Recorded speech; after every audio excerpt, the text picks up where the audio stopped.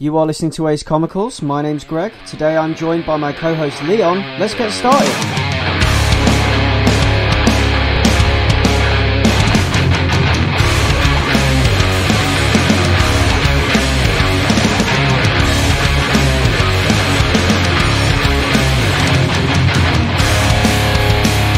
Welcome guys to Ace Comicals episode number 31. And today it's just me and Leon. So Leon, besides reading comics, what have you been up to this week? I have been doing nothing, man. I've been in a lost void. I've been filling up lists of stuff that I want to catch up on. That we seem to be at a time where we're just getting constant cool media, especially comics related media. But I just have had no time recently to jump on it, so my list is ever growing. But I've got a few things in the chamber for hopefully next episode that I can talk about. A lot of interesting things. Yeah, it's hard to keep up. I've been having to pick and choose because obviously my time's limited and my thirst for comics is unlimited, and I've got like a huge stack of like backlog to get through, basically. Yeah, I can imagine. Yeah, I've not been managing to keep up very well at the moment. I mean, usually I'm quite good. Usually I can sit down on a weekend and I have enough time. I sort of like dedicate time and I manage to clear the backlog, but it's just built up and it's getting worse because there's so much out and it's hard to keep up with it all. But I've done my damnedest. And I've made time for gaming and TV and comics. So I've got some comics to talk about. But holy shit, the trifecta. Yeah. So I've managed to make time for all three somehow. Where'd you get all this time? Give me some. Synthesize it. I collect it. I take it from other people with a syringe and keep it in little bottles. Like, there's a load of, like, where I live, within a mile radius, everyone's a geriatric now. Because I've been siphoning their time, so... See, time would be more precious than Bitcoin. It would. Timecoin, man. It's the way forward. So, I've been playing this pretty stylish little game called Where the Water Tastes Like Wine. I don't know if you've heard anything about that one. Yeah, man, it's I bought it on the day it came out, and I still haven't had a chance to touch it. Well, that's just Steam, isn't it? I mean, yeah, I've been looking forward to this one. Yeah, I've managed to sort of cram in a couple of hours on it over the sort of past. I think it's been out like a week and a half or something, hasn't it? And I'm really enjoying it. I like this whole. So the whole idea of it is you are a cursed skeleton, if you like, wandering around America. I'm trying to pin it down to a time period. I think it's supposed to be sort of like the early 1900s or the 1920s. I haven't quite managed to pin it down yet. Yeah, from the very little I know, I think it is set around that time, yeah. Yeah, I haven't managed to sort of like put a stake in it yet because like there's cars, but it also feels a bit before that. So I don't know. Anyway, it's as you wander around and you go from sort of town to town, city to city, state to state. You've got this like this sort of like sprawling world map screen, and you sort of stroll around as this cursed skeleton. Basically, you've played. This kind of fits in with what I was saying about Doctor Strange Damnation previously, actually, because it is kind of that whole American folklore thing, the sort of deal with the devil. But obviously you've played a game of cards with the devil, and it comes to the end of the game, and you've lost to him, you've folded, and he's won, and he's basically won a promise from you. And your job, you are now cursed, and your job is to now, basically you're cursed with eternal life, and you wander around from state to state, and your job is to collect stories for him. He just wants you to collect stories. and he wants you to collect all kinds of stories, and he wants you to spread them. We don't know to what end yet or to what purpose, but it's quite fun, sort of going from place to place, just wandering around aimlessly collecting stories. There's no real structure in that way. You don't have a set path to follow. You go wherever you want, whenever you want. And there's no real. You're not bound to anything. You can go backwards, forwards, zigzag, whichever direction you want. There's no. The only feeling of progress you get is from collecting the stories and in spreading those stories by sitting down at campfires and telling them to other characters in the game and sharing details with them and learning more about them and getting more stories in the process. So it's a very free form game, and I really like that, and I like watching the stories grow. And all in all, you know, I love the whole idea, and I love how it's so nicely executed, and I like these. It's like all these little bits of American folklore that just pop up in and around as you're walking from place to place, and it's great. It's a great little game. I love it, and the music, the soundtrack is fantastic. I've had that on my MP3 player for the last week. Yeah, it's fully voice acted, isn't it? It is, yeah. It is. Yeah. From what I know about this game, my excitement came from it.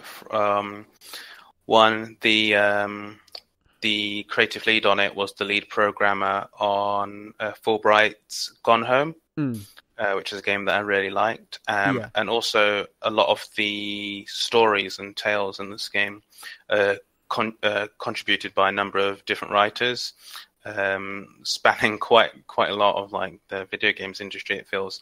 So like editor-in-chief of Waypoint, Austin Walker, has a bit. The reviewer critic for Kotaku, Geeta Jackson, has a story in there. So it's like it seems like a very interesting set of people have come together to contribute to what seems like a very philosophical and high-minded game that is trying to say more than the standard. So I'm looking forward to getting my hands on it. It definitely has a big, grand message. I haven't quite deciphered it yet, but I know it's there and I'm working towards it. And it feels very, very important, actually, in places when you're playing it. Like some of the stuff you learn and some of the things that you sort of like you come across, and it's, yeah, I just think it's a great game, and it's a great way to get lost for a couple hours, and I think that's the whole idea of it, and I think that's what it's supposed to be. You can just get lost in all these little stories and all these little details within it, and it's great. The draw for me was the stories, basically, and you know, the folklore edge to it and everything else, and obviously there's an occult edge to it as well, which kind of drew me in a little bit. And the devil / wolf that you encounter at the very beginning of the game is voiced by Sting. Yeah, I've heard this. Sting and the Police. So, yeah, it's great. No, I love it. I do. And that's Where the Water Tastes Like Wine by Dim Bulb Games, developed by them, published by Good Shepherd Entertainment, and the lead designer is Jonathan Nordhagen. Yeah, so if you want some pure escapism, then that's where you go for it, because it's a real great place to get lost for a couple of hours, I must say. And on from there, there's the TV that I've been watching, which I did kind of say I was doing as well. I sort of put a little Instagram post of me and my cat sat watching Jessica Jones. What did your cat think of it? Just indifference. That's what cats are, isn't it? You know, born in the indifference, raised in it. By the time they learn to care about anything, you know, they're already dead. So they needed feeding. Yeah, exactly. No, I love my cats. No, but yeah, I think it's hard to gauge with her really whether she was into it or not. I think she was just there because I was there and because I'm where the food comes from. So, but no, yeah, I'm actually quite enjoying it. I mean, I won't say it's as good as season 1. It it's just as dark as season 1, and if not in places, it's darker, especially towards the end, or where I am, which is, I believe, close to the end, because I think I'm on episode 11, and I assume there's probably only 12 or 13 episodes, which seems to be the pattern with these Marvel shows. Yeah. Yeah, so, but it's been great, and I've really enjoyed it, and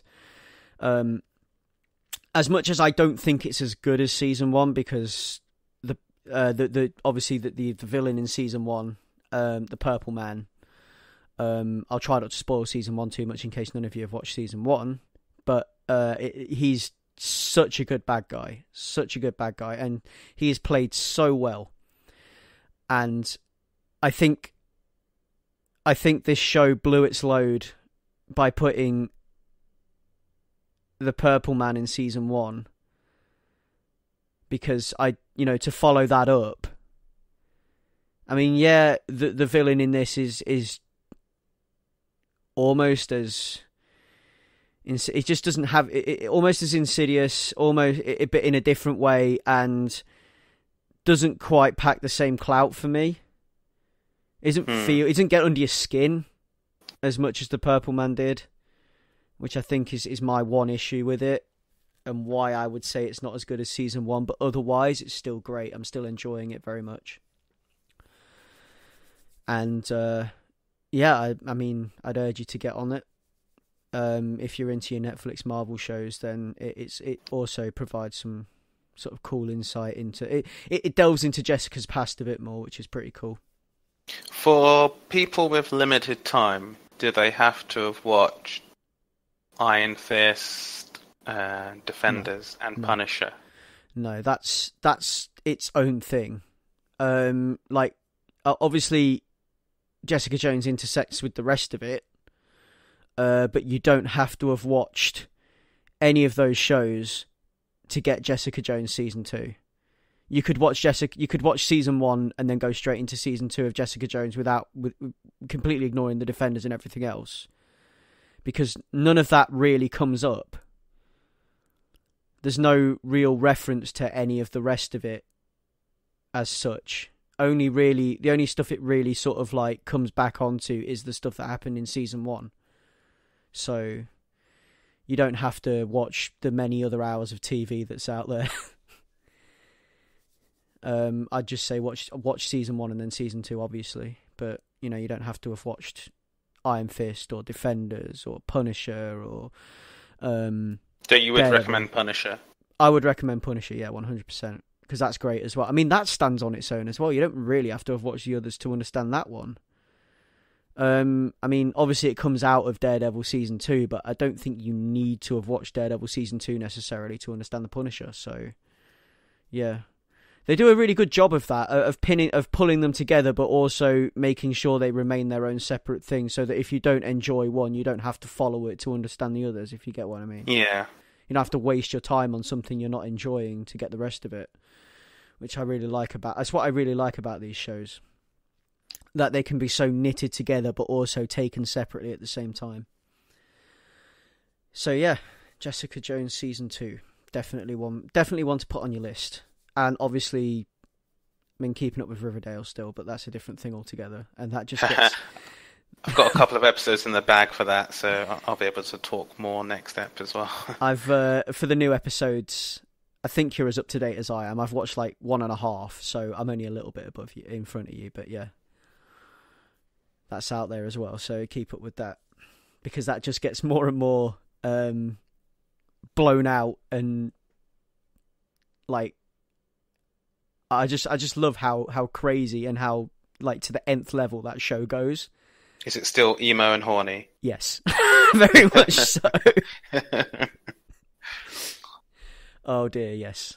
Anyway, onwards onto the comics. So this is like the third thing that I've managed to find time for, which I'm very surprised about actually, that I've managed to find time for all of this.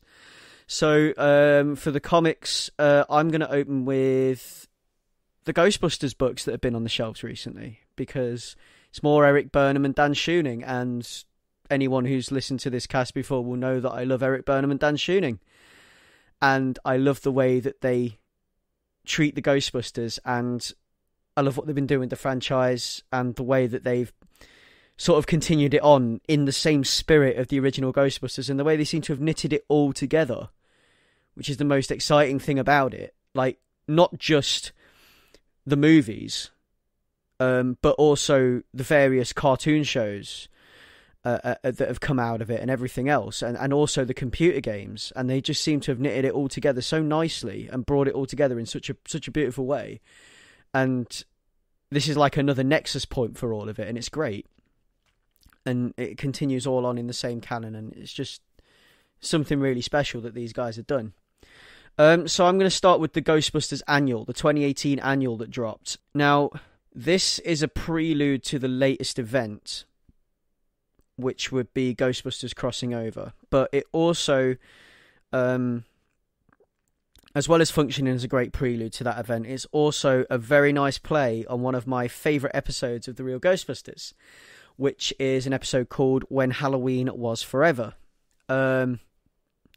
Now, you have, if you've watched that episode of The Real Ghostbusters, the villain is a character called Samhain, who is the embodiment of Halloween and seeks to create everlasting night on October the 31st so that Halloween will last forever, and the ghosts will, him and his spirit kind, his kin, will be powerful and will rule the earth.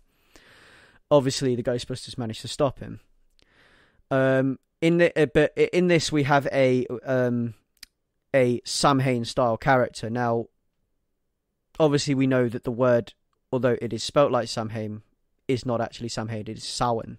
Samhain is the true way to say the word, and it comes from an old has roots in ancient Ireland. It's an old sort of like kind of like a harvest festival, and also a celebration of the sort of the time when the nights would become darker and longer, sort of the end of the summer kind of thing, because they had these festivals that were. Are these related to the sort of mid solstices? Kind of, yeah. It's it sort of marks the beginning of the darker half of the year, of winter. And yeah, it falls over 31st of October and 1st of November, and this is where Halloween comes from. This is the root of Halloween. Now, in this book, you've got this kind of like Samhain style character. Samhain is what he's called in the original Ghostbusters cartoon, but it's a mispronunciation, and they actually poke fun at that in this book. And you've got some miners working away, and they uncover a strange artifact, and lo and behold, this pumpkin-headed spirit rises from it and begins to cause trouble across New York. The only way to defeat him is to learn his true name. And Kylie Griffin saves the day. Kylie Griffin being the she's like Ray's protege. She works in his occult bookstore, and she is so the universe we're in at the moment is the original Ghostbusters movie universe. So the original 2 Ghostbusters movies. That's cool. But Kylie Griffin in this universe works in Ray's occult bookstore and is a Ghostbuster. But her doppelganger is the Kylie Griffin from the Extreme Ghostbusters. So that's her origin. So she, the female character in the Extreme Ghostbusters? Yeah. It's her, basically. And then towards the end of this, when they bring in all the other Ghostbusters to help, because they realise they need the help, using their interdimensional tech, which they have, which... It gets more and more complicated, but it was brought to them from across the multiverse by the Teenage Mutant Ninja Turtles, and I actually love that the Teenage Mutant Ninja Turtles are now canon in the Ghostbusters universe.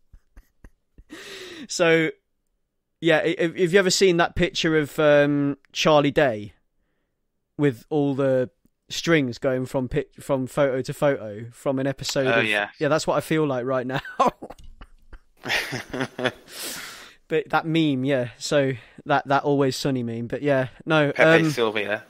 Yeah, that one. Yeah. But yeah, so they bring in all the other Ghostbusters from all the other universes, and it all comes together quite nicely. The sort of the way this leads into the next event, into the crossing over event, is that some of the other teams, namely the Answer the Call girls, Holtzman, etc., they Holtzman herself, in fact, is a little bit like she's into this tech. She wants this portal tech, and you've got another character as well, Ron Alexander from the Ghostbusters Chicago branch, and he's like, why should Stans have all the fun? Why both of them are like, why should Ray Stans, keep this tech to himself? Surely we can all use it. And they work on their own kind of bootleg version of it, and it all kind of spirals from there.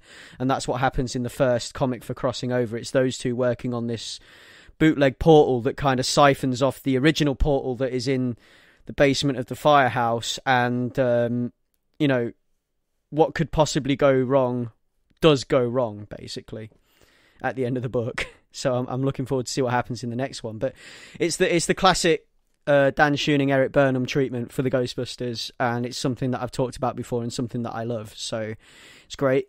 If you're interested in watching the episode of The Real Ghostbusters that I've mentioned, then obviously it's all on Netflix, so you can catch it on there. Seasons 1 and 2 are the good episodes with Lorenzo Music voicing Peter Venkman. Don't watch past that unless you want your ears to bleed. But yeah, no, it's all good, and I love the artwork, and I love how Dan Schoening manages to get these like cartoon caricatures of the actors that play the various Ghostbusters in their various universes and whatever. So the actors that play like Holtzman and co, for example, and the actors that play Egon and Peter and whatever, and Winston, he gets them so spot on. When he draws them, they're like cartoon caricatures, but they're so spot on. They look so much like they're supposed to look. It's great. That's cool. Yeah, and it's just, I can't say enough good things about this team. So for the Ghostbusters Annual, it was Eric Burnham as the author, Dan Schoening on art duties. You also had alternative cover by Tim Latty, and Luis Antonio Delgado handled colours. Crossing Over is a similar story, apart from your alternative cover was Joe Quinones. And those are both on the shelves now. So yeah, I mean, if you love Ghostbusters and you want somewhere to go to sort of feed the habit past the movies, then this is where to go. The IDW Ghostbusters comics are the place to read. Onwards from there, it's one of yours, isn't it, Leon? Yeah, well, this is one of mine, but I believe you've read it as well. Yeah. And this is Abbott #2. Yep. And that's the sort of noirish detective story with a tinge of supernatural from Boom Studios, written by Saladin Ahmed and illustrated by Sammy Cavella, colors from Jason Wordy. And this is one, like, I wasn't on last episode, and this is one there that I was looking forward to talking about, just because I think that it really carries on well from the first issue and starts to build the world. And oftentimes I get worried and I need, like, issue 1's never enough for me. Like, I need issue 2 to stick the landing. And I've spoken about this in the past before with things such as Mr. Miracle, where I was hoping issue 2 would just be as weird as 1. And it was, and more so, which I was glad for. And I like that this starts to get deeper into this world. So starting off, I think, like, the cover is immediately eye-catching. It's just really, it's really noir, and you've got, like, the heavy pinks and purples, and you've got, like, this new character that we've not met before, with her arms around our lead character, and it's immediately enticing. Yeah. But I think the opening page panel design is quite striking. What we were talking about in issue 1, where it was the beginning pages are quite stylistic. They carry on that trend in this issue. I'm just debagging mine now, so I've got a point of reference when I start talking.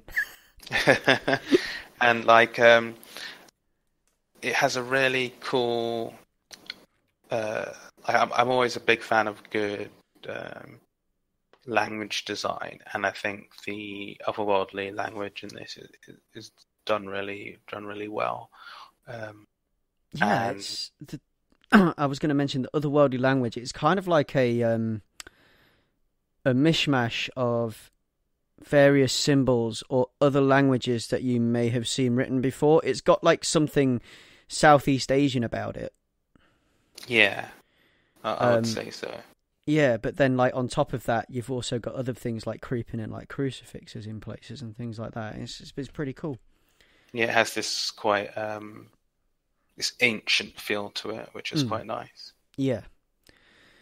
But yeah, I was just saying, like, it's an effective second issue, definitely, and I feel like the panel structure throughout is quite dramatic at times, such as when Elena, the character, goes to Lincoln's bar, who a character we met in the first issue, and the way it's storyboarded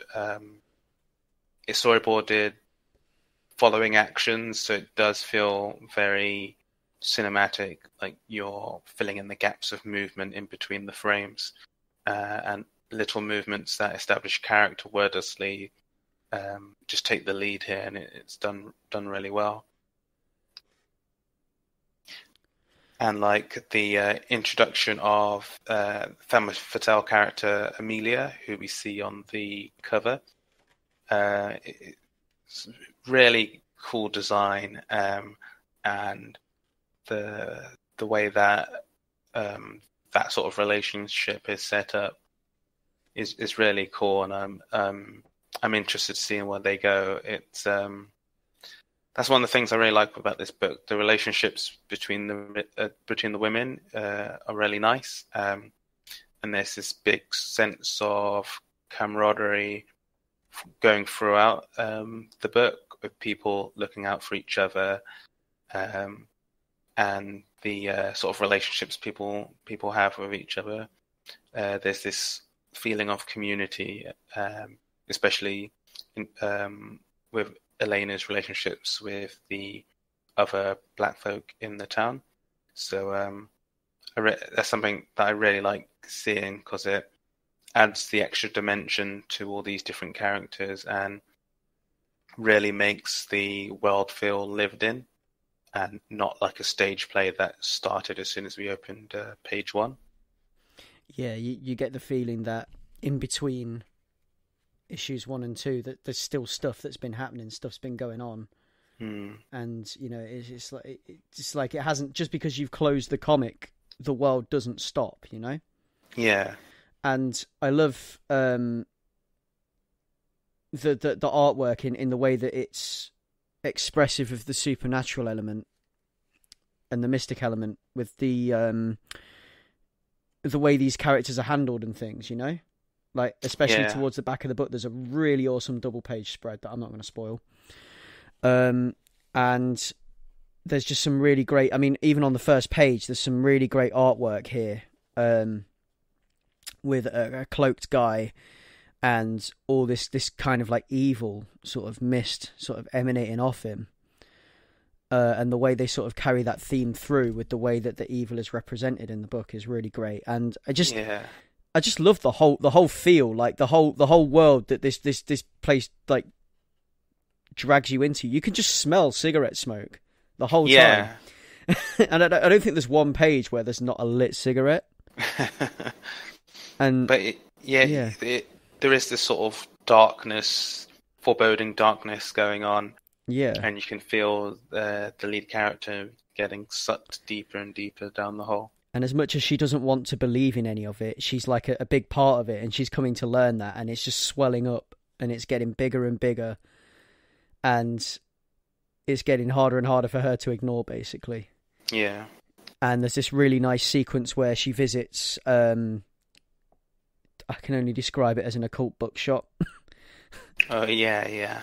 The Aquarian Emporium, which is bongs and tarot cards. And that's a pretty cool sequence when she's in there. I like that. Yeah, I'd definitely say that they're definitely creating lived-in spaces, and like with this book, they really up the ante with another beastly cliffhanger. Yeah. And I don't know, it's a book that I'm really digging at the moment.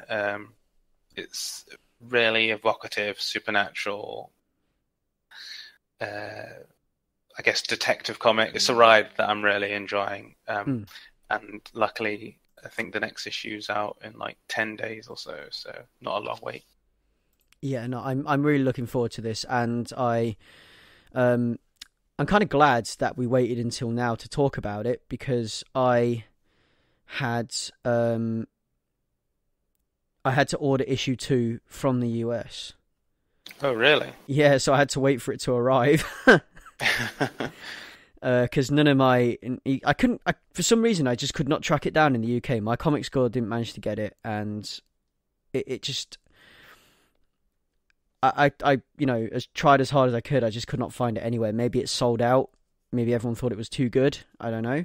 Maybe there was a shortage of them. I don't know what the story is behind it. But I had to go to the US to get it in the end. So I'm glad, because that gave me a chance to read it as well and be able to chime in and agree with everything that you've said about it, because it was fantastic. Yeah. Yeah, I definitely think it's as you've demonstrated, it's definitely worth seeking out. If your local comic book shop has the back issues. Otherwise, online is a very nice presentation. So, however you like to read your comic books, I'd definitely recommend giving it a go. Yep, local LCS, local comic shop, or I guess those of you that use Comixology and things, it's there. And I guess the upside of having a service like Comixology is you don't have to go through the trouble that I did to track an issue down. But that's me and my paper ways. I'm like one of these people that would, CDs. It's all about vinyl. MP3s, yeah. But yeah, I like my solid medium. So yeah. I like being surrounded by stuff. Leon doesn't. Leon trying to get rid of my stuff. Leon has Leon lives in a white room with a white desk and 3 devices laid out neatly. You know me though. When the big EMP comes, I'll be at your door begging. Yeah. to get my comic fix. I'll be there, like when the big EMP comes and the world ends. I'll be there like the master archivist. With all the stuff. Speaking of apocalypses and world ending and things going for the worse, it's the next one on the list, which is Oblivion Song. And this is the new book by Robert Kirkman, who is your Walking Dead guy. And on art duties, we've got a Lorenzo Di Felici, and colours, we've got Annalisa Leone. Cover by Lorenzo Di Felici. So this is Oblivion Song issue 1, and this is published by Image Comics. So from the offset, it's very The Realm, and I can also feel The Walking Dead in there as well. Yeah, I'd when agree. I open it. Yeah, I mean, in ways, but not. But in also in ways it isn't, because it's not quite the post-apocalypse. It's like very localized post-apocalypse because it's happened. It appears to have happened only to one city that we know about so far, and that is, I don't think it's even the entire city, is it? I think it's just part of Philadelphia. Yeah, I believe so. Like some sort of sciencey, dimension-y thing has happened, and it plays more like the aftermath of a big disaster rather than a post-apocalyptic scenario. Yeah, so it's more like sort of like post-earthquake or something like that, where you would go into the ruined half of the city on a search and rescue mission. But it's got like this sort of like real sort of sci-fi edge, and what makes it seem more dangerous is the fact that it's not an earthquake, or it's not anything earthly, anything that you can relate to, anything tangible. It's some kind of otherworldly cataclysm has happened, and we've ended up with a portal appearing over part of the city and taking 300,000 citizens with it to somewhere that they have named Oblivion. And this is like some kind of horrible wasteland populated by otherworldly creatures, flora, fauna, beasts, whatever. And this appears to be the tale about a man who refuses to give up on those people that have gone missing. So where the rest of the city and the government and the rest of the country have decided that it's now a lost cause, he's still going there every day looking for people and bringing them home. And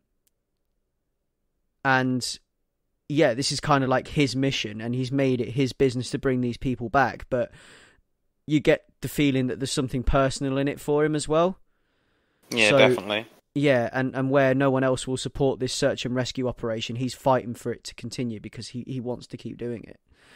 Now, the thing that's going to keep me coming back, and the thing that's going to keep me most interested in this book, is the whole idea of Oblivion, the other side. So when he goes through that portal into this other realm, I suppose we can call it, and what is there, and this whole world that they appear to have built. So I want to know more about the monsters there. I want to know more about the local wildlife. I want to know about the plants. I want to know how things work there. Whether, is the air breathable? I mean, it appears it might be breathable, but is it causing people issues? Is it messing with people's heads? Because I get that feeling as well. And is that the air, or is that just the trauma of being in such a place, One theory I have is that this is kind of like a Rapture style thing, and he might be bringing people back from the dead. I don't know. An early hot take. That's just some early, fresh out of the pan thing that I came up with after reading issue 1. Like, what if it's this kind of thing? But I want to know more about it, and that's what's going to keep me coming back to this book, to learn more about what is going on behind the veil kind of thing. The art's very cool, and the characters have a realness about them in their form that I quite like. Like, everyone's different. No one is too perfect or too imperfect. Yeah, definitely. I'd agree with that. Yeah, and I like individualistic.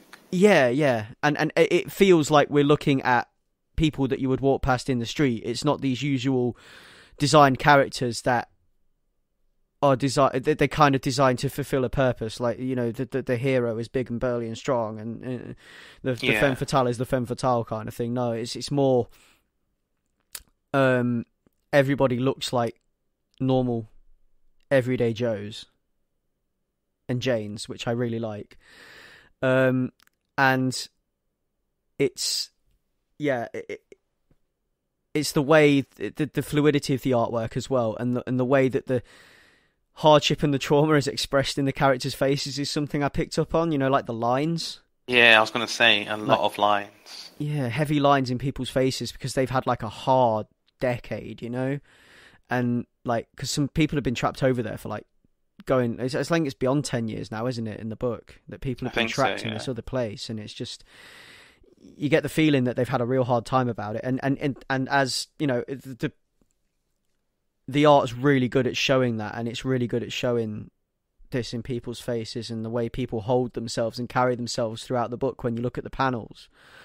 And the little things in the book as well, like the things that people do in the writing that shows this kind of trauma and things is great as well. Yeah, the themes in there, you've got like PTSD, you've got survivor's guilt, you've got sort of the religious aspect of people thinking it's the end times, and then you've got like the bureaucratic government side. Like, there's just a lot of different facets going on with this story already, which is quite nice. Like, in ways, I'd describe it as a post-apocalyptic state. Because we get to spend so much time with the survivors. But then you've also got the whole point that at the end of the day he can go back to his apartment, you know, and I guess that messes with his head as well, the fact that he goes there every day, but then he can go back to his comfortable apartment while people are still suffering. And I love the way that, I mean, because this is so real as well, the way that they've done this, the way that they've shown that everybody else has already given up by building a monument with all the names of the missing on it, even though we don't even know that they're dead. Yeah, that's a nice touch. And that is something that is so real, and such a thing that would happen in this world. If something like this happened for real, that's what would happen. They build a monument, and even though, you know, this guy's going out and bringing people back, and we don't know that these people are dead, I mean, we'd write them off, wouldn't we?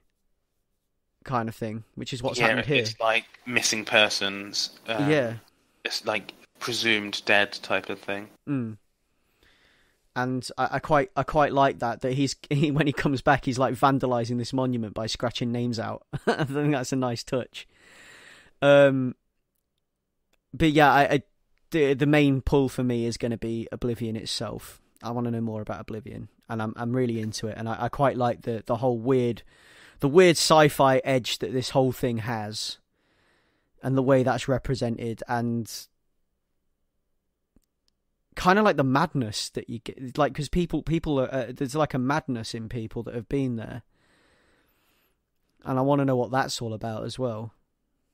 I want to understand more about it, and that's what it is for me. I mean, so yeah, all in all, it's a very, very real and very, very good book, and it's one man's mission to restore hope when everyone else has already given up, and I give it a thumbs up on issue 1 anyway. Yeah, I'm definitely going to be checking out the second issue. There are definite shades of things like J. Michael Straczynski's Rising Stars, and the show The 4400, which felt like it was heavily based off Rising Stars. And that's the thing. I think I'm hoping that the next episodes, the next issues, set things up and pull us deeper into the world, because I'm assuming the setup's going to change quite a bit. Yeah. And one thing that is a blessing and a curse is that in the sort of writer's editor's note, Kirkman mentions that they're already a year ahead. They've written 12, 13 issues already. Yeah. Which is nice, because it feels like there's a story there, so it's reassuring. But it's also intimidating, because if it's just like the beginning like that, because you know me, I'm personally geared towards more complete story packages, shorter runs. And I don't know if I have the time for another Walking Dead, a comic that I read like 100 issues of and then sort of just lost my way and stopped. So I'm not sure if I'm ready for that, but if it's compelling, I'll stick with it. Yeah, that's what I'm hoping. I'm hoping that this is going to be like a better version of The Walking Dead. Because The Walking Dead, I hate to say it, it did get a bit weak. Yeah, it started to trail off, definitely. Yeah, and I'm hoping this is going to be like a stronger version, or a stronger... all the good parts of The Walking Dead, all the things The Walking Dead did well, and maybe this will continue on a bit stronger and won't sort of like trail off, like you say, and ramble. If it does run on for that long, which, I mean... I don't want to, you know, I don't like condemning books to an early death, but if they can wrap the story up in 50 issues, why drag it out? you know, because you can have 50 really good issues and it will be a story that everyone will remember. But if you drag it out past 50 to 70, for example, and it starts to get weak, then you're going to lose, people are going to lose interest, and it's just going to tarnish the name of it, isn't it? You know? But I mean, that's looking way off into the future. So yeah. Yeah, it's quite interesting. I do like that. Obviously, Kirkman's is it COO of Image, so I do like he's sort of got the power to have 12 issues in the can already. Yeah. He doesn't need to have anybody say the sales are doing good 4 months in. You can have a couple more months. And it's like that. He's like, yeah, boom, Netflix, baby. Except we don't get them all at the same time. But like the fact that it's just there, done, it's pretty cool. Completely avoids being chained to his desk. You know, which is, I mean, obviously to get a year's worth out, he must have been chained to his desk at some point. Well, the thing is, hopefully, like he mentions, it should cut down on delays and which is quite nice.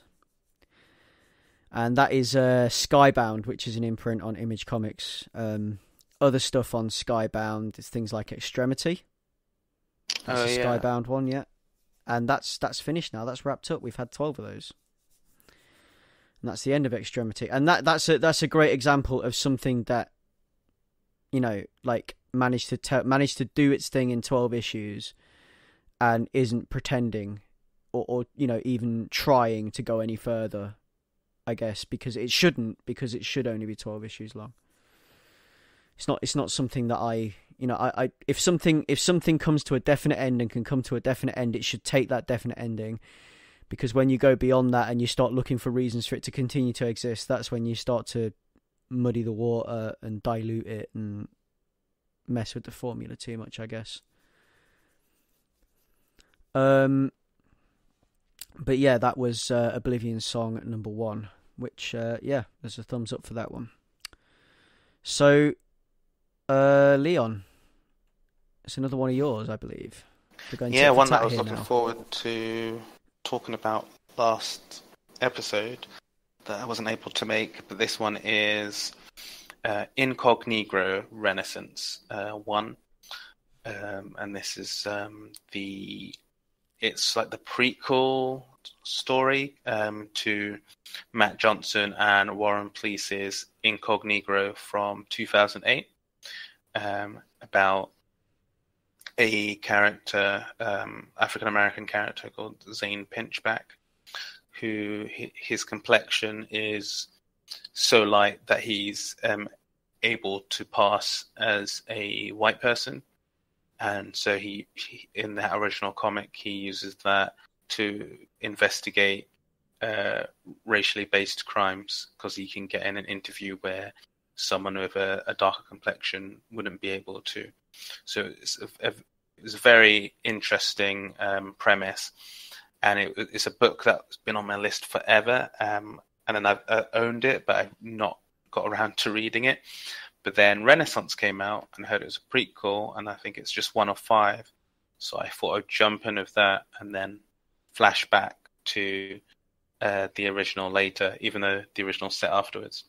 But it's a book on Dark Horse Burger Books. Script is by Matt Johnson, the art is by Warren Pleece, and the letters are by Clem Robbins. So in this story, while Zane was down south in the original book, this is set in Harlem during the Harlem Renaissance of the 1920s.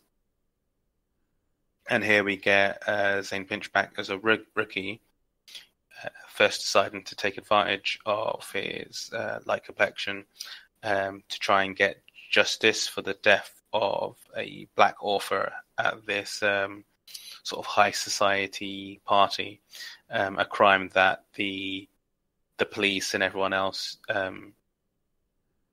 instead of just paint it off as being like a suicide, even though it's clearly a murder. So that's where the story sort of jumps off. And yeah, it's a really enticing start to like a racially tinged detective story. It deals with like quite a wide gamut of like issues that I've never really seen in a comic before, which is quite awesome. And I assume that the original touches on this quite a bit. So it deals with things like colorism, the sort of culture vulture tourism. So like people who, as it was common in the 20th century, and I guess it's still common now, the whole black art being valued over black lives. So like one of the big figures at this party is this author, and he's made this book about this is sort of the like jazz period, and he's made a book about like black culture and a black element, but it's very much from a sort of historical like neo-geographic, non-human way, and it's very much taken advantage of the access he's been given. So you have that, the microaggressions, like sort of the daily under the radar slights and sort of mental anguish that can happen, and assimilation, interracial conflict, and interracial fascination in very nuanced ways. So it does handle a lot of like quite deep subjects, but it's not. This isn't a class. This isn't a teaching lesson. This is a cool detective story, and it's done so naturally. It feels very much true to life, and that's what's a bit sad with it in a way, because it's also a painful reminder that 100 years later, in a lot of ways, things have not changed that much. They've just evolved a little bit, but yeah, it's so great, and they put you right in the shoes of this lead character, and they set up quite a compelling mystery, and yeah, it never feels preachy or on the nose. Instead, it's a really good start. The art is really striking and purposeful, with its black and white throughout. So it kind of reminds me of like older comics or like a manga, and obviously that's a very thematic choice to have it black and white and not color. But yeah, it's very economical, and the characters are well featured. So it's a nice. I don't know, like with this and Abbott, it's nice having these detective stories with people chasing after leads.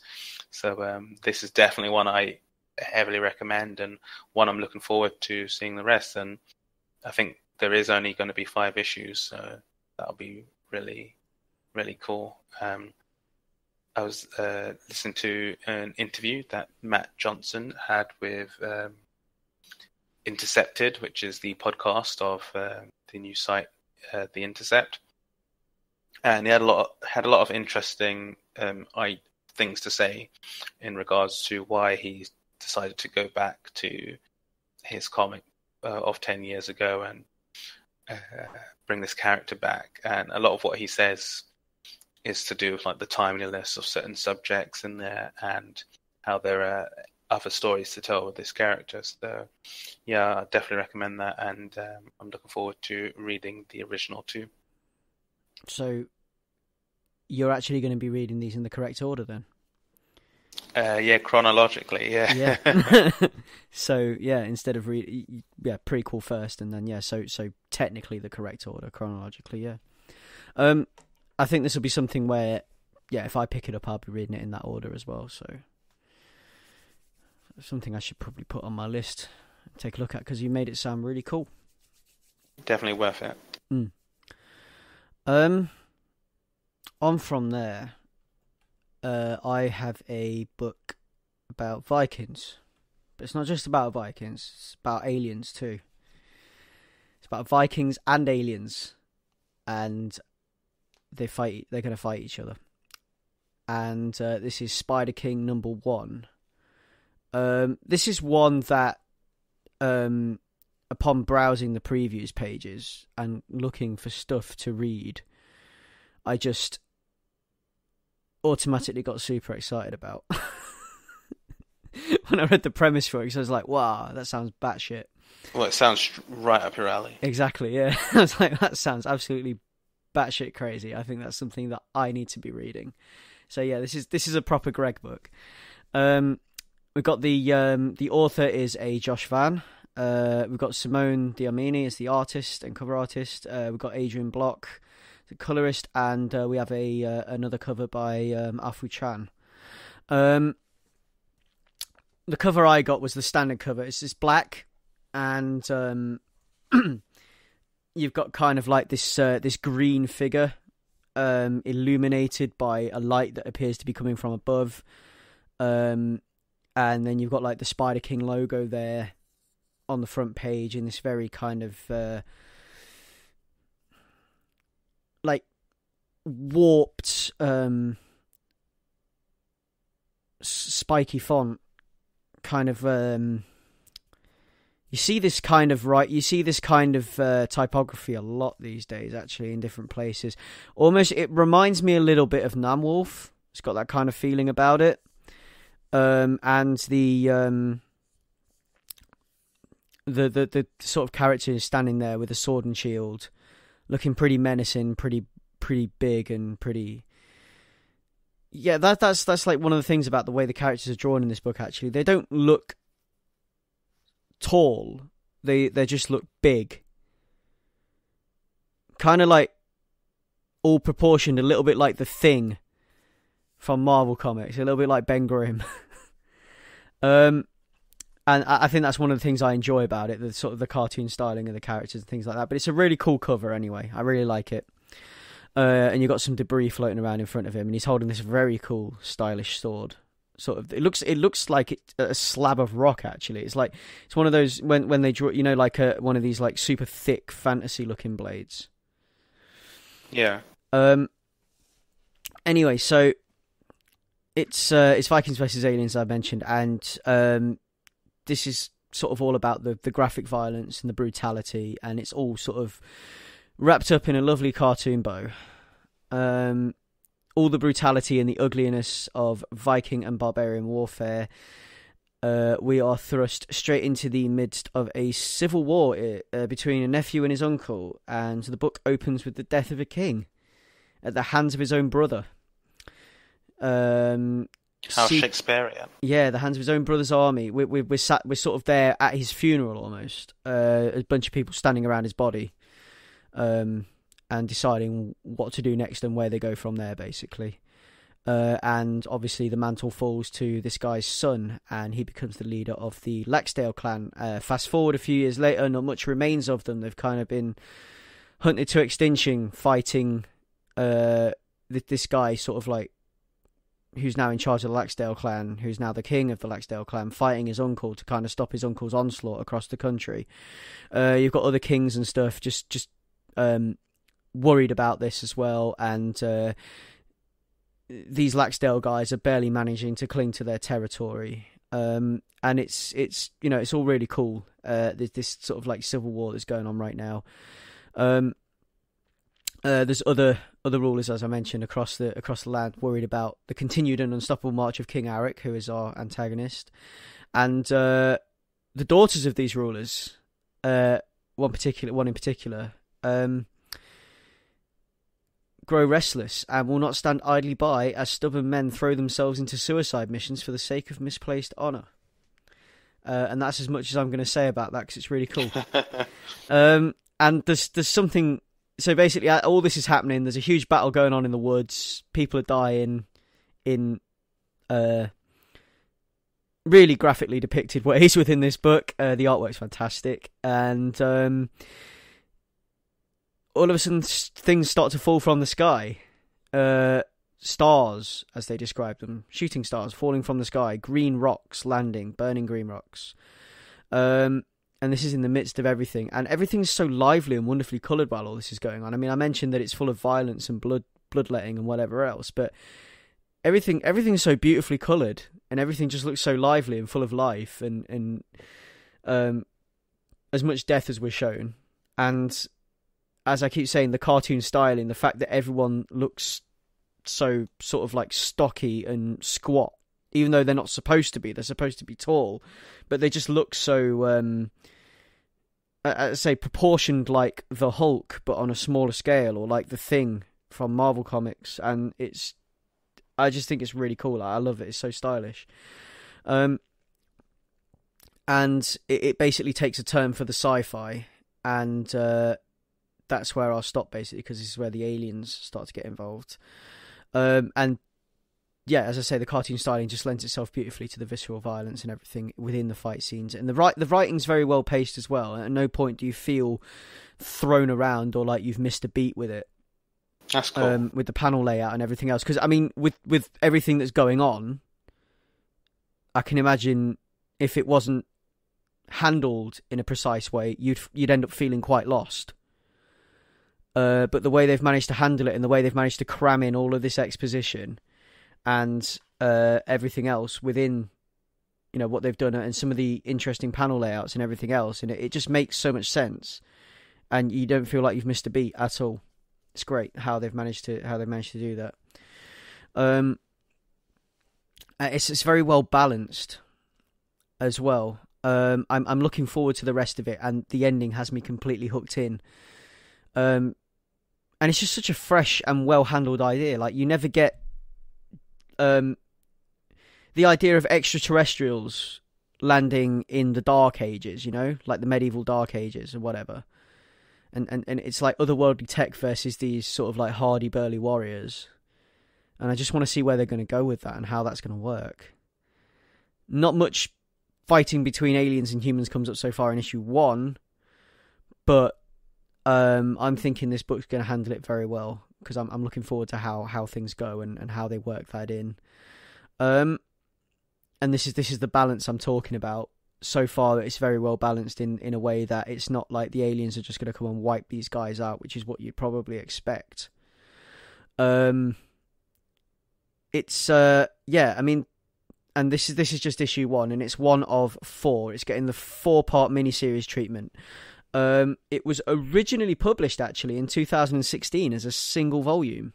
Oh, really? Yeah. So I'm not really sure how I missed that, because this is something that I would have been straight on, but Sci-fi big boys, right up your alley. Yeah, now it's there, right on the shelves, right in front of me. So I'll be picking it up issue by issue, 1 to 4. And I think you were gonna cut in on a couple of things from last week, weren't you? So that's me done with that. So that was Spider King, and that was Spider King #1. I say you can pick it up as a full volume because it's been out since 2016, or if you want to do what I'm doing, you can grab it on the stands if you want it as the miniseries. So yeah, Leon, some stuff from last week? Yeah. I'm just going to run through these. I don't have too much to add to what you guys said about them previously. But in good old 2D comic form, you've got Ice Cream Man 2. It's the Image comic written by W. Maxwell Prince, art done by Mark Marazzo, colours by Chris O'Halloran, and lettering by good old Neon. And I agree with a lot what you guys said last episode, especially what Rahul was saying in terms of sort of the drug morality thing being a bit played out. But it's a comic that's slowly falling towards I'd prefer this as trade territory. But I'm going to keep going because I do like how each month it is just like that anthology set is pretty cool, because part of the fun is seeing how the Ice Cream Man factors into all this, and like you guys were saying, this one's almost a hands-off approach where he sort of lets the person destroy themselves. So I'm still in the boat for this one, and yeah, I really like the art still. I think it's really cool, and the colors are really popping this issue. Like, there's a lot of interesting color work going on, and it feel even like attached to character in a really cool way. So yeah, I'm still on the boat for that one. So I'm still in the ice cream van for that one. It's a bit of sexy image purple for you in there as well, Leon. Oh yeah, you know me, my image purple. And also want to touch on the game Florence, which I believe Rahul spoke about 2 episodes ago, possibly. And this is the mobile game, which at the time was just iOS, but I believe it's on Android now, and it's developed by Mountains, which is like, I believe it's mostly a 4-person team. Creative director is Ken Wong, which people may know from Monument Valley, which is an excellent mobile game, which you can also get on Steam. And I believe the lead programmer was Tony Kokuluzzi, who was the lead developer on Cuphead, which is this platformer that you may have heard about last year. That was really well received and was in a lot of top 10s. Yeah, that little thing. Yeah, the Flesher style, super hard platformer game. But yeah, with Florence, this is another game that I just bought day one because it's published by Annapurna, and they've not done me wrong so far with Gorogoa and The Remains of Edith Finch from last year. And yeah, this is, as described, it is like an interactive graphic novel, and it's quite a more or less, not simple story, but more straightforward story, where your interactions are more just to give you tangibility in terms of controlling the pace of the story, which is really cool. So there aren't really any choices.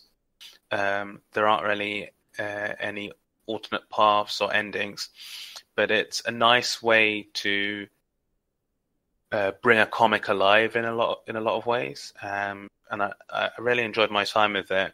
It covers a lot of cool themes in like that sort of mid-20s ennui, like first proper like big adult relationship, including moving in and blah blah blah, and really handles power imbalance in arguments and estrangement, the highs and the lows.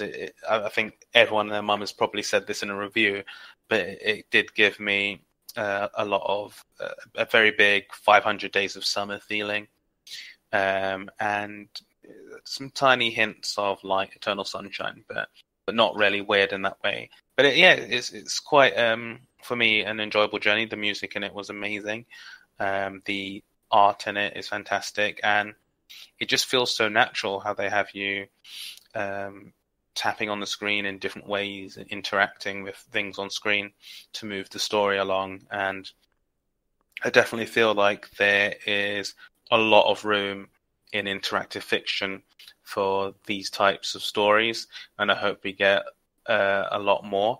Not every story or narrative-based games needs to have multiple choices and blah blah blah. Sometimes it's nice just to spend some time with characters and be with them during interesting parts of their lives and having some sort of agency in pulling them forward in that story and experiencing it with them. So while if like there was a sequel or the developers were to do something else in this vein, then I would be hoping there's a lot of opportunity, I think, for ways to build on this type of style of game that isn't just necessarily like choices, but like more cool ways of interacting with the different systems, such as when you have arguments, you have this thing where you fill in a speech bubble with different shaped blocks, and it'd be cool if you had a bit of agency to control maybe the tone of the argument, which is a cool idea that Rahul was saying.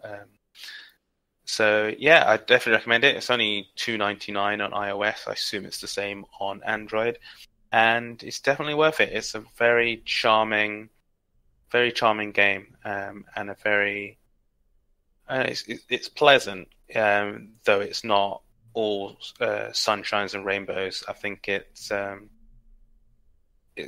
really nice game that will cheer you up if you're having a crappy day or a crappy week. So yeah, I'd recommend that. And it's the kind of thing that I'm sure a lot of people could probably relate to in playing as well, because it sounds pretty grounded. Definitely. Yeah. I mean, there are some like flights of fancy, but in a really like normal, grounded way. It isn't full magic realism or anything. And that brings me on to the last one on my list, which is the continuation of my current Riverdale obsession. And it's the latest in a line of horror books, the latest sort of Archie horror story, which is Vampironica, issue 1. Rolls off the tongue. Yeah, in case you haven't guessed what the title Vampironica alludes to, that's everyone's favourite rich girl, Veronica, is now a vampire. And I in my opinion, this was great fun in a kind of sort of trashy B-movie vampire flick way. The whole thing opens with a party at Cheryl's house. And, you know, kids doing normal college, high school party stuff or whatever. And all of a sudden, vampires. And Veronica is playing a Blade-esque role, or kind of something like Buffy, if Buffy was a vampire. And she's a vampire hunting other vampires. And the rest of the book explains how she became a vampire. And I love the sense of humour that this book has. It's not outright jokes, but you can tell that it's a well-constructed parody, if you understand what I'm saying. And it's like it brings together like everything from sort of pop culture that we've had in recent years about vampires and slams it all together into kind of one big stew. Mainly going on the sort of teenage angst vampire style stuff. I believe Buffy the Vampire Slayer kind of falls into that kind of road. And draws a little bit from Blade, and it's that kind of thing of, you know, like a vampire hunting other vampires, but in a really kind of, but then with like the kind of grindhousey edge to it. Sounds like the tone is lighter. It is, yeah. It's like, I mean, it's still, obviously, there's still blood, there's still killings, whatever else. It doesn't sound like Chilling Adventures of Sabrina or Afterlife of Archie. It sounds more lighthearted. It is. It feels more lighthearted when I'm reading it as well. Because I think I got this big flash of nostalgia while I was reading it as well, because it just reminded me. I just got this real Buffy vibe from it, especially the way the vampires are in this book. Like, you know how the faces twist up when they go full blood. Oh yeah, bloodless. Yeah. And it's just, yeah. I just thought it was really cool, and it's just like a really heady stew with a real good Riverdale Archie stock base. The art's really great as always with these horror tales, and we've got the writer Greg Smallwood and Megan Smallwood, and the artist and cover artist is Greg Smallwood. So it's a two-person family team. affair. Yeah, family affair maybe. Yeah. Yeah. I'm not sure if this is a married couple or if it's a brother and sister, but yeah, we get the idea that it's a really cool book. The art it's got like this kind of chalk or charcoal feel to it, like a graininess, and the way the faces are done and the expression and everything else is really cool. I love some of the panel work in the like I like my sort of multi-stage panels that sort of break down a single moment into several.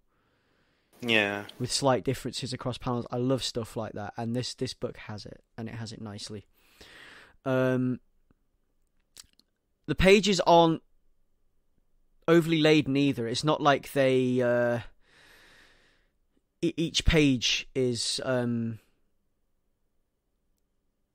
it's not like they're so intense with content on each page, which I quite like. It's quite simple, quite storyboardy.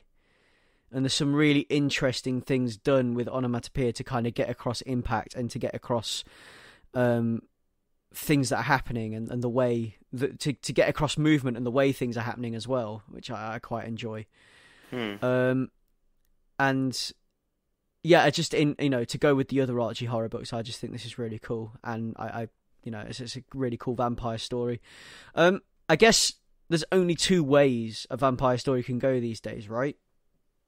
From what we've had recently in pop culture, especially, you either have like the whole Van Helsing thing, Count Dracula thing, or you have the kind of disenfranchised teenager side of things, where it's set in the modern day and it's all very grungy, or it's got like this kind of like punk counterculture edge to it, if you understand what I'm saying.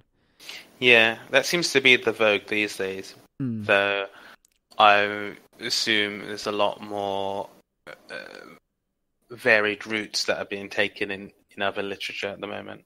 Yeah, I think this definitely owes more to the kind of 90s vampire stories. I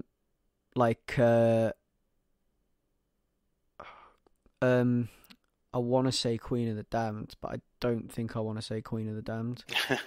That kind of vampire film. Yeah. The Lost Boys, that kind of stuff. Sexy vampires. Yeah, Blade. It's got all of that about it. Yeah, Buffy the Vampire Slayer. It's those kind of things, and it's brought together in a really kind of nice, consolidated, grindhousey way. I think, yeah, this kind of like this is a really great. I think it's really great, and it's a really great addition to the Archie horror books. If you're looking for a vampire story that kind of gives you the prior, though, if your thing is more Count Dracula, then I'd say go for Mr. Higgins Comes Home, which is the Mignola book that I've speaked about previously. I just want to mention the covers briefly on this book as well. The standard cover is vampire cheerleader Veronica standing over a pile of dead bulldogs. The Bulldogs being the football team, and there's blood all over the pitch and whatever.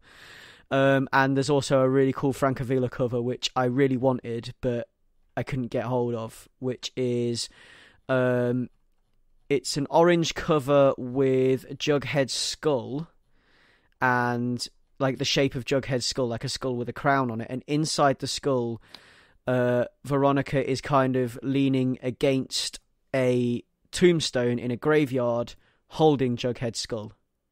Oh, okay. I really wanted that one, because that one was really cool, but I couldn't get that one, so I had to settle for the standard. But yeah, if you like Riverdale and you like Archie and you like the Archie horror stuff, then this is somewhere to go, because it's great. And that brings us to a wrap up for the comics. So that's everything we've had to talk about. So I think all in all, despite struggling for time and struggling to get through my books, I've still managed to make quite a list, I think, for this week's episode. And Leon as well, I think we still managed to get through quite a bit, didn't we? Yeah, I mean, where there's a will, there's a way. Exactly, yeah. So on to the pull list. So it's just me for the pull list this week. For the 21st, which is when this episode drops, so that's March the 21st, we've got a new Asagi Ojimbo story, and this will be number 1 of 7. I'm quite looking forward to that. Spider King number 2 as well, so if you like what I've just talked about, grab number 1 and number 2 if you can get hold of number 1. Ice Cream Man number 3. So again, something that we it's a book we really love on this cast, so go forth, buy it, read it, it's brilliant. On the 28th, you've got Legion number 3, which is something we talked about previously. You've got the second instalment of the new Hit Girl story, which is Hit Girl's world tour of sorts, and we've got Doomsday Clock number 4, which has gone bi-monthly, I believe, is what I was told last time and what I've read.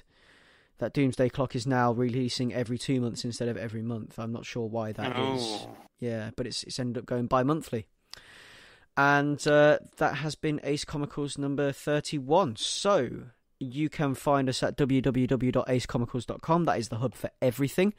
On there you will find links to our Instagram, where we are Ace Comicals. You will find Facebook, where we are under Ace Comicals.